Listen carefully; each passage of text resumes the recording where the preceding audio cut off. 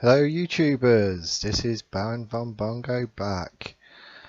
It's my first video upload, well, since the last one, so try and be nice please. Hopefully I'll make some more of these in the future and address any burning questions. Now this is a video about scientism, and I'm not just interested in one thing, religion.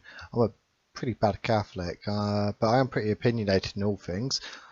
I've just seen so many stupid videos out there that I thought I'd put together something to address one of my internet bête noirs. That is fundamentalist literalist interpretations of the Bible. Let me say, I don't wish to denigrate anyone of true faith. People that are consistent in their thoughts and actions ought to be admired for that at least. Too many supposedly rational individuals have never taken a day to contemplate the consistency of their own beliefs. I mean, I believe in science is a statement that winds me up to spoiling a dinner party, or as the other night, a game of poker.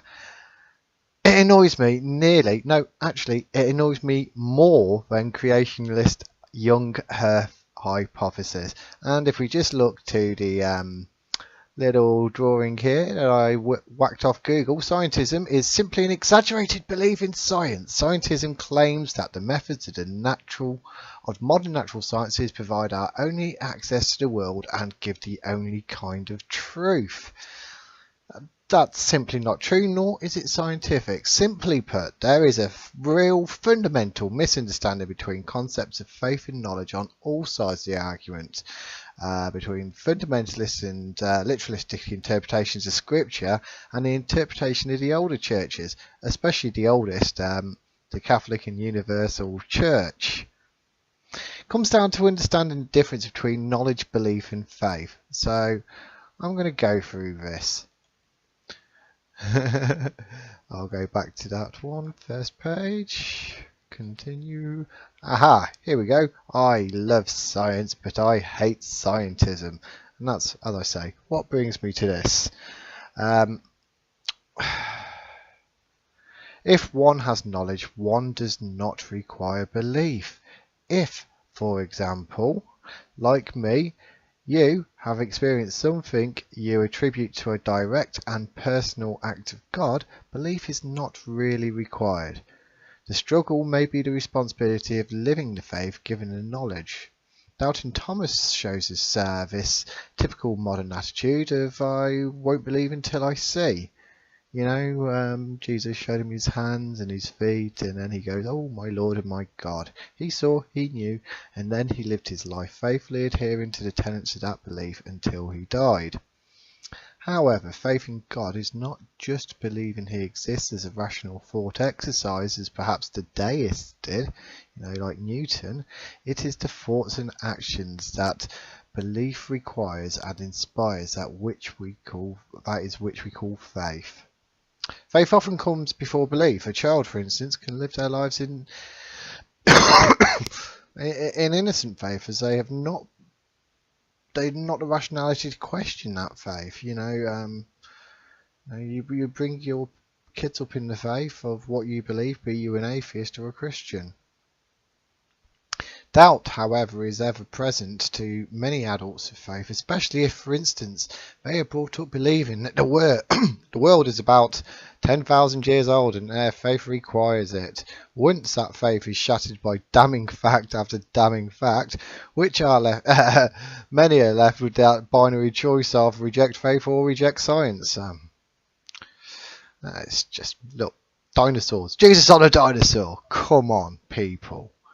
I've actually seen stuff on the internet. In America, there's like parks where you've got humans living alongside dinosaurs, and it's like creationism world or something bizarre. Anyway, I just can't stress how wrong-headed that is. There is a clear distinction. The Bible is not a continuous historic narrative.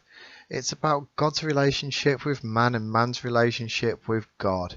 It's a collection of ancient writings whose power survives until this day in Christian and Jewish faiths, and is the inspiration for Islam. It's poetry, allegory, myth, prose, and yes, there is some history, especially post David perhaps.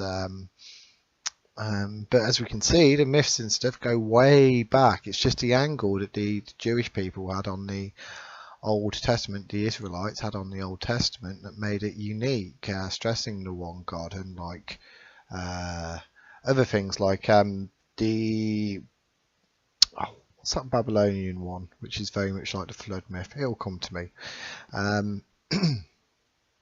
The one in which all stories of heroes are made are based.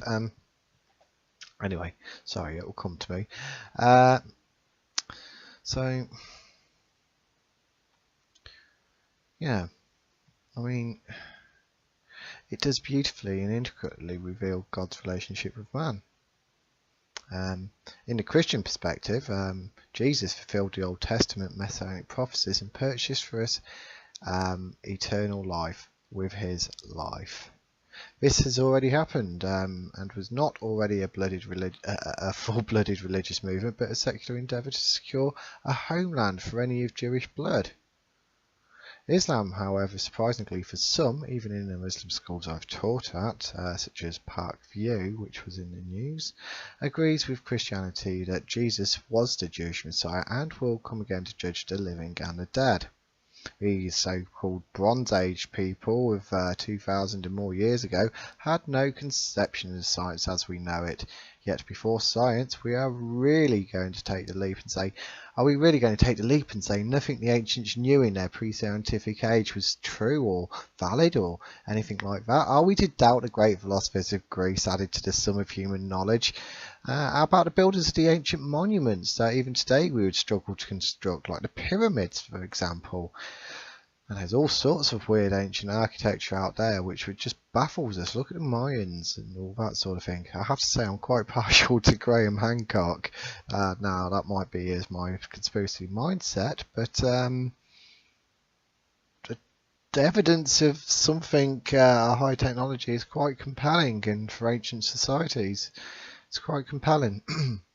It may come as a surprise to you that Greeks until then, they were pagans. They worshipped many gods. They wouldn't say that the gods were true. They were the gods of philosophy. They had much more deeper meanings than actual literal gods, interventionist gods. I mean, many of the Greeks were atheists. And atheism would have struck at the state, but personal non-believing in deity, it's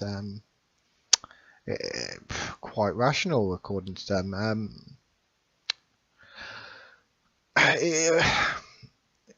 It could be countenanced with their philosophy. We see it here that the world was a rational place, that things could be predicted, and that all was one. Such sentiments lay the basis of what would later be expanded upon and called science, or natural philosophy, as we would call it up until maybe the 19th, 20th centuries and before the Enlightenment. So these ancient people laid the intellectual basis for much we take for granted today. Is it a wonder they adopted Christianity so readily? Having the second longest surviving church in the history of a succession of bishops all the way back to the early Greek church. We're not these rationalists par excellence of the ancient world. What was the explanation? Contrary to the popular view of the couch or YouTube historian with an axe to grind, Constantine, though tolerant and interested in Christianity, did not himself convert until death, if indeed he actually did so, and carried on like a pagan for much of his life. He did not so much suppress pagans as suppress sects of Christianity which did not conform to his now state legitimised church,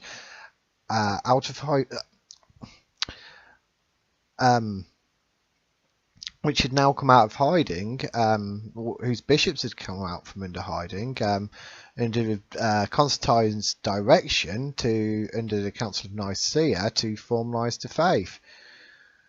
In 300 years or so from Jesus' death to this time, many such heresies had come into being, which would doctrinally opposed to the Universal Church, which claimed and still claims authority from Peter, the first leader of the Christian Jewish sect. In Acts, Paul explains that the Greeks accepted Christianity on the basis that they actually worshipped the one God already, as their 13th unknown and supreme God. So this is Acts 17, chapter 17, verses 22 to 31. Quick reading from the King James Version. For some reason, it's nice and ye oldie.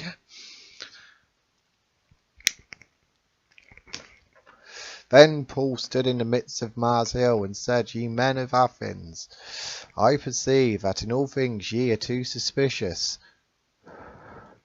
For as I passed by and beheld your devotions, I found an altar with this inscription, To the unknown God.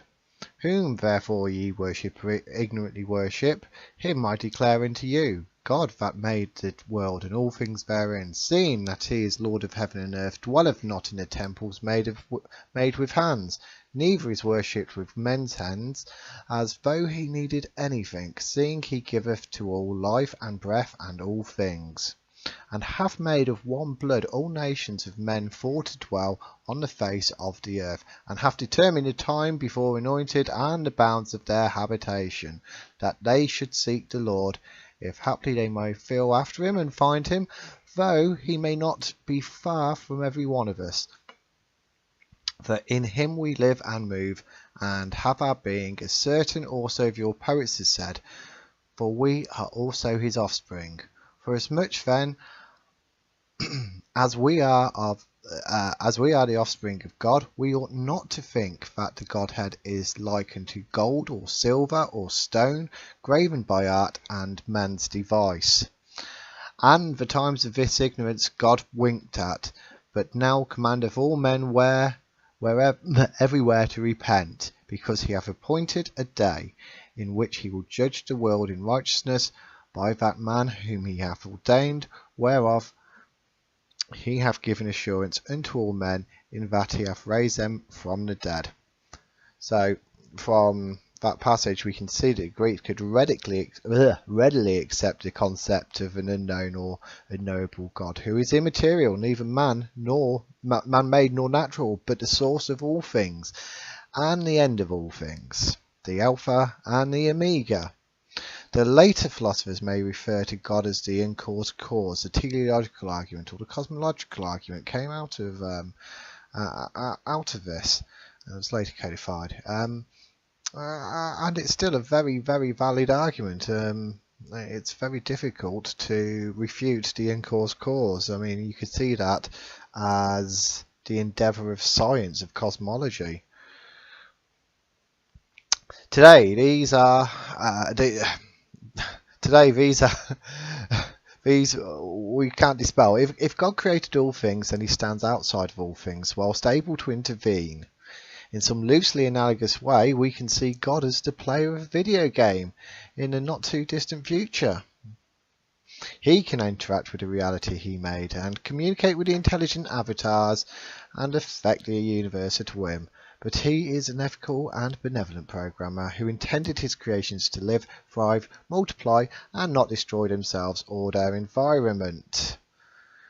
Given free will, that is always a possibility. To intervene in creation would deny avatars their free will, which is the essential part of the program, the ability to learn and manipulate their environment. So one can imagine the quandary of the poor programmer who sees them warring and hurting each other, whose nihilism is driven by the intuition that the material is all there is, such as in the Bronze Age with nuclear weapons. Man's ability to inflict willful suffering on others was limited, but today we could destroy the planet many times over. What a mess it is. Destruction seems inevitable. Live today, take whatever you can, do what thou wilt, that should be the whole of the law. Also these people would have you. So the elitists would have you believe. Let's just buy into this consumer society. However, if one believes in an afterlife and a better life eternally for doing the good, that would save mankind from disaster. That itself may be acceptable. The programmer can do this. He has created another environment for the data that composes the essence of the avatar to transport them to a holding environment, awaiting the completion of the project, our existence, and the beginning of a perfect project where all those who chose life can contribute to building it. Surprisingly, this is actually, barring religious speak, a valid scientific theory. It's called a simulation hypothesis. It's very interesting and compelling indeed, and do your Google searching. Found it interesting that one cosmologist I saw thought that he could see some sort of basic programming language in the background radiation. Very interesting, but then that leads to the thinker to think, well, if we're in a simulation, then maybe the simulator's in a simulation, and back and back and back and back and back it goes. But then we always come to the uncaused cause, the interventionist, and that is where debate is, and that's where revelation comes in, which I shall just go into.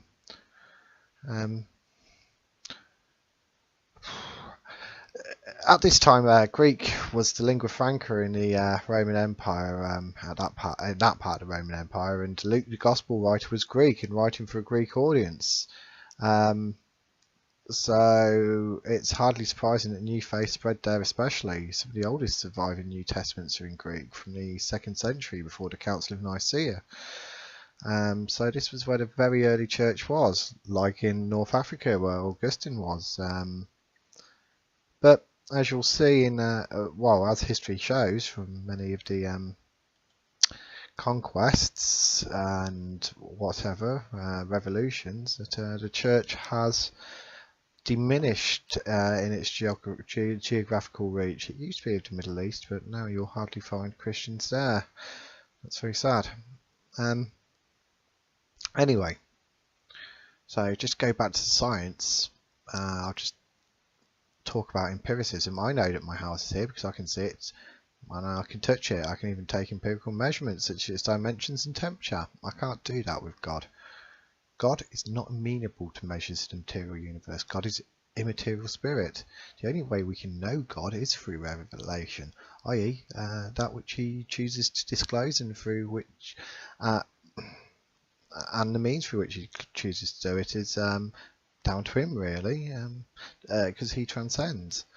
The Bible is a revelation of God through man's writings, very much to be taken, as in the New Testament, as a mixture of parable and poetry, history and myth. What it does is tell us that God is at the level, tell us what God is at the level we can understand, and why he loves us and what he wants for us. That is why understanding social and historical context of scriptures is so important in understanding the truth behind them. As a Catholic, I believe that revelation continues as our knowledge of the material universe increases, and we can begin to understand the how of being and leave the why to faith. It is right and proper that the Church does not take a view on matters properly addressed by science, as it repels those with capacity who know that matters of this world, let alone the next, are too complicated and wonderful for us to ever really say, yes, this is how it is, and be definite. One need only look briefly at the weird world of quantum mechanics or the mathematics of infinities to be driven close to insanity by such concepts, or even over the borderline of insanity. If one imagines a creator God who knows all, sees all, and yet sees us tiny temporary amalgamations of star matter as likened to him in his majesty, made in his image, as the Bible would say, in that we can see, know and create, that gives me personally the inspiration to explore and understand creation without conflict between my faith and my God-given intellect. Why do the new atheists not get this? All mysteries are God's mysteries. The immaterial nature of things may never be understood by scientific analysis. There's no reason to doubt the material universe is amenable to scientific analysis. Perhaps we may see and understand indirect evidence of these realities in much the same way as we can see black holes or infer the Big Bang, which was posited by a Catholic Jesuit scientist, one George Lemaitre. As genetics, the principles of genetics were found by Mendel, a Catholic monk. Personally, I can fundamentally understand the atheist man of science who looks at such YouTube videos of fundamentalists happy to cling to their version of truth and resist arguments that undermine positions despite all evidence to the contrary, as Jesus said in Matthew 7. Therefore, anyone who hears these words of mine and puts them into practice is like a wise man who built his house on the rock. The rain came down, the streams rose, and the winds blew and beat against that house, yet it did not fall, because it had its foundation on the rock. Now, remember who the rock is. It's Peter. The rock is Simon Peter. Petros in the Greek is a masculine form of the feminine Petrus, but in Aramaic, as Jesus spoke, Sefer is rock. This is a fundamental divide between Protestant and Catholic. Put simply, Protestants rejected the Pope, who claims direct descent from Peter, upon whose bones the Vatican is literally built. This occurred from the early 1500s. Justly, Luther, for instance, or Lucifer, I like to call him, was disgusted by the excess of the clergy, who in medieval Europe had tremendous secular power, with a pope able to make and unmake kings. However, despite Borgias and other such controversial popes and princes of the church, even to this day, the child abuse scandals, the miracle is despite man's shortcomings, like Peter denying Christ, the deposit of faith has remained consistent and intact throughout the ages, and popes have interpreted them for those ages. Never has a doctrine of the church been denied, only clarification and interpretation in light of new knowledge or new social trends occurs and context. The Pope rarely speaks ex cathedra, meaning in his infallible context, even in papal encyclicals. Thus has the faith of the Church remained intact and consistent throughout some 2,000 years, whilst God literally only knows the number of various Protestants. God literally only knows the number of Protestant churches which have arisen with their own particular interpretations of scriptures throughout the 500 years since Luther. What they lack is a solid root in the faith, which the Catholic and Orthodox churches to a lesser extent give. That is why Protestants must rely on the authority of the Bible, sola scriptura, and whatever interpretation they have for it in their own social political circumstances, as they have no authority otherwise to rely on. Extreme examples of such obviously twisted meanings of Scripture can be seen in modern day churches, such as that stupid Westboro Baptist Church, which I'm sure is COINTELPRO. Even the Anglican Church, the most consistent and large denomination in the UK, is in the strain, as they cannot come together in a consistent way to approach the divisive issue of homosexuality, with Ugandan bishops calling for the death penalty. So, in conclusion, Jesus finishes by saying, "But everyone who hears these words of mine," blah blah blah. Why did I put that again? Oh yes, mine and does not put them into practice is like the foolish man who built his house on sand. The rain came down, the streams rose, and the winds blew and beat against that house, and it fell down with a great crash. So, unless you build your society, unless you build your church upon solid foundations, it will crash. This is what liberals have a problem with. This is what social justice warriors have a problem with. They deny the very basis of the very concepts that they try to defend, and sometimes defend the indefensible with vague notions of equality. Anyway, back to the Protestants. It seemed that the Protestant churches, especially the extremely literalistic ones, are those very houses made on sand, whilst the Catholic Church is that one universal church that even the gates of hell cannot prevail against.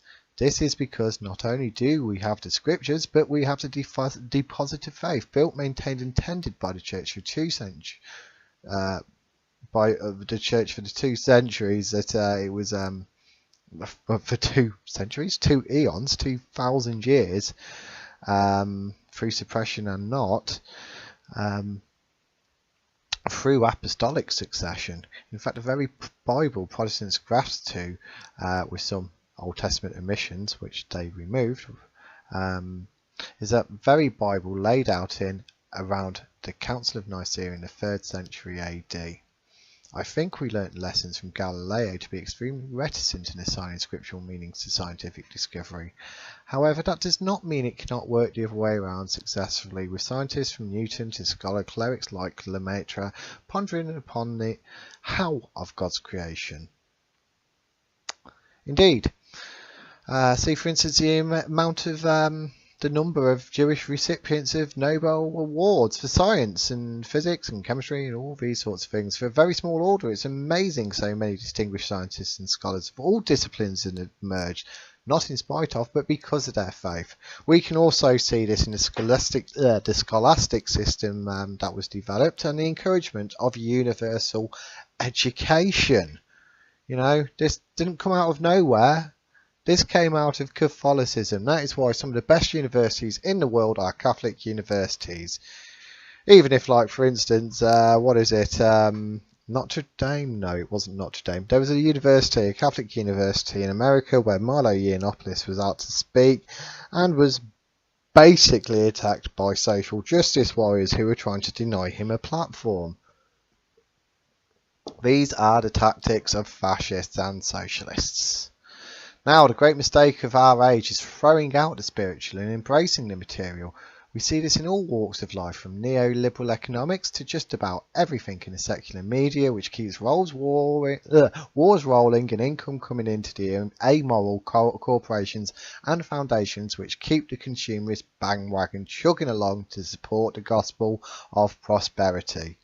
War is now constant as it keeps the military industrial complex chugging along as well. People may respect and given preference and be given preference in society, even unfavourable access to justice due to their wealth and ability to accumulate it. Like for instance, at the moment, Trump. I mean, I don't have much against Trump except for his possible Zionism, but you know, people like him because he can make America great, because he did run a corporation. And if this is what America is, simply a corporation, then he is a great executive. I hope there's no World War III. Seriously, Clinton, bad. So lesser of two evils, Trump, I can deal with that. There are also those that would see us radically equalised, that would like cattle subject to the whims of, cattle subject to the whims of controlling elites.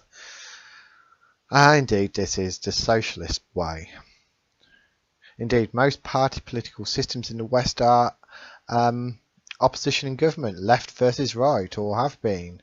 This might be one of the hidden meanings into the Royal Arch of Freemasonry, where the global elites are the cornerstone and they're supported up by this left-right dichotomy.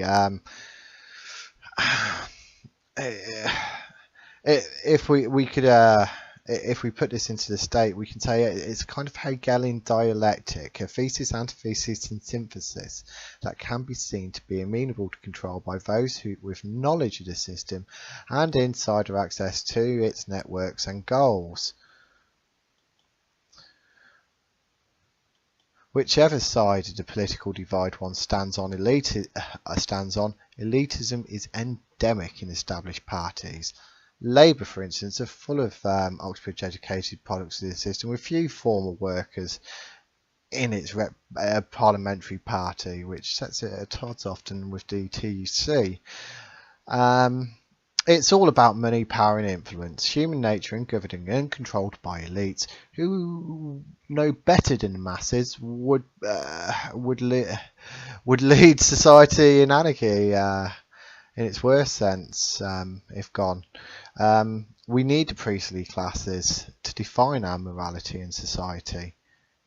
The Illuminati, those who speak with proclaimed divine authority. This is the argument of those elitists. However, it is also the argument of Jesus, one would say. One world order is inevitable, as all authority must be derived from a source. That might sound shocking to the truthers out there, but We can't be individualists purely. We need to look out for each other. But we can't do this on our own. It is only through God's grace that we can do this, not through man's.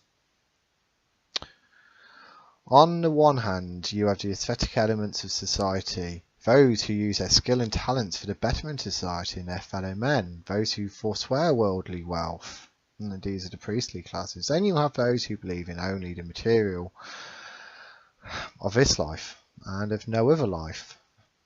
For them, the Crowleyite all-encompassing expression that sums up men's allegedly beastly manner, do what thou wilt shall be the whole of the law, is the spirit of the modern age. Remember, let's go back to this one. Here we go, the descent of the modernists. Christianity, fools, Bible is not infallible, we're not made in God's image, there are no miracles, no virgin birth, now no deity, no atonement, no resurrection, no agnosticism, atheism. And I think it's quite clear what the implication of this picture is. The descent is from the light into the dark, from the innocent to the scholarly and the twisted, perhaps. You may find Masons as you may find Catholics in either camp. Both express the righteousness of good works, yet if you dig, you shall find beyond the mysteries of Masonry that you are perfectible and can be as like a god on this earth. In fact, the Bavarian Illuminati went under another name too. That was the Order of Perfectibility. Making this earthly existence perfect is impossible save through God's grace. We cannot, without his grace, be perfected. This brings me to Scientism, where the casual listener may think I've digressed. I have done no such thing. Have you ever heard of the transhumanists, eugenicists and geneticists? Of which I actually am one. I'm a geneticist. That's my degree. I have not practiced in medical genetics. And they express the hope in one day making us immortal and blending us with machines so we can reach immortality.